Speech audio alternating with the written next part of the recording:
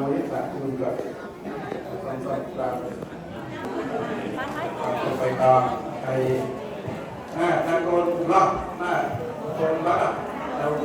ទៅគេមកនេះទៅការដឹងគុណចំពោះអ្នកម្ដាយទៅមានគុណឧបការៈសម្រាប់កូនប្រុសស្រីប្រកបពីទឹកបីបែបភាសាអុយពិពិតដល់កូនប្រុសស្រីទាំងអស់គ្នាទាំងទៀតឱកាសនេះដោយសារពេលវេលាខ្លីយើងសូមខមាទោសចំពោះអ្នកម្ដាយ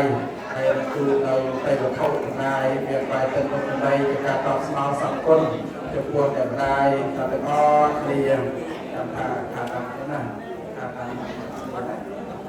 ចាក់ខាតាមបងពេទ្យអ្នកម្ដាយចម្រើនហើយថ្ងៃនេះយើងខ្ញុំទាំងអស់គ្នាជាកូនចៅសូមខមាទោសចំពោះអ្នកម្ដាយក្រែងយើងខ្ញុំទាំងអស់គ្នាជាកូនចៅបានប្រព្រឹត្ត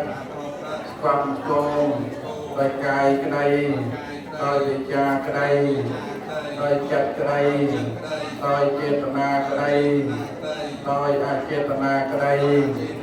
សូមអ្នកម្ដាយមេត្តាអនុគ្រោះនៅតោកំហុសទាំងអស់នោះដល់យើងខ្ញុំ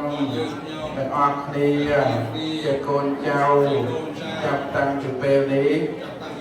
ដល់យើងទៅយើងខ្ញុំទាំងអស់គ្នាបានរៀបចំ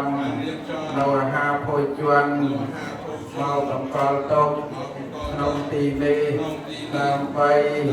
គោរពជូនចំពោះអ្នកម្ដាយមកពេទ្យអ្នកម្ដាយដោយចម្រើនហើយសូមអ្នកម្ដាយមេត្តាអនុគ្រោះទទួលយកនៅអាហារភោជនទាំងអស់នេះដើម្បីសេចក្តីសុខដើម្បីសេចក្តីចម្រើនដើម្បីជាប្រយោជន៍ដល់យើងខ្ញុំទាំងអស់គ្នាចាប់តាំងពីពេលនេះដល់រៀងទៅសុខអនុមោទនី